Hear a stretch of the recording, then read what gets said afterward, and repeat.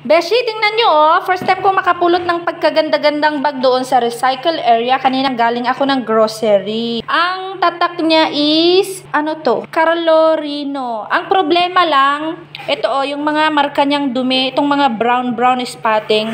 Ayan, parang mga mancha. Kaso titingnan ko kung pwede pa yan linisin. Kasi dito sa loob niya ay napakaganda pa talaga oh. Walang sira sa loob, Beshi. Maayos. Ayan oh. Ang ayos niya sa loob. Wala talaga siyang sira.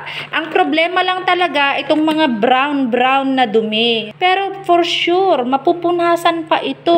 May pang-spray kami eh. I love it. Ang cute-cute niya. Diba? Parang yayamanin. Yung kahit walang pera, tapos ang ganda ng bag, nakakaloka. Salamat sa nagtapon. Ayan, Beshi, nagless na yung mancha-mancha niya. Mas maputi na siya ngayon. Ito yung ginamit kong brush, dinahandahan ko lang na ganyan. Tapos, ito yung ginamit kong pang-spray. Diba? No rinsing required na daw. Kaso, ako, pasaway. Siyempre, i-rinse pa rin natin yan kasi chemical yan eh. Ayan, oh. Mas maganda na siya ngayon. Mas malinis ng tingnan. Tsaka, ang problema lang niya, itong mga dark brown niya, ayan, nagfe-fade na yan. Hindi ko alam kung gaano katagal na itong bag. Basta ang masasabi ko lang, maganda pa siya. Kaso, mukhang napakamancha lang yung itsura niya dito sa labas, yung brown na spots. Pero ayan, tingnan nyo naman, maputi na, diba? Sabi ko sa inyo, pwede pa yan linisan eh.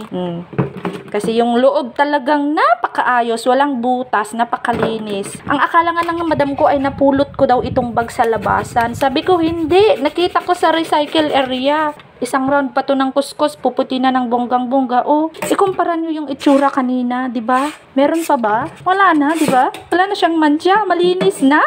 May bag talaga ako. Morning update sa aking bag. Ayan. Yung loob na lang niya ang hindi pa natuyo, pero okay na siya. Ang puti-puti na. Mukhang yayamanin na, kaya salamat sa nagtapon. May bag ang Inday.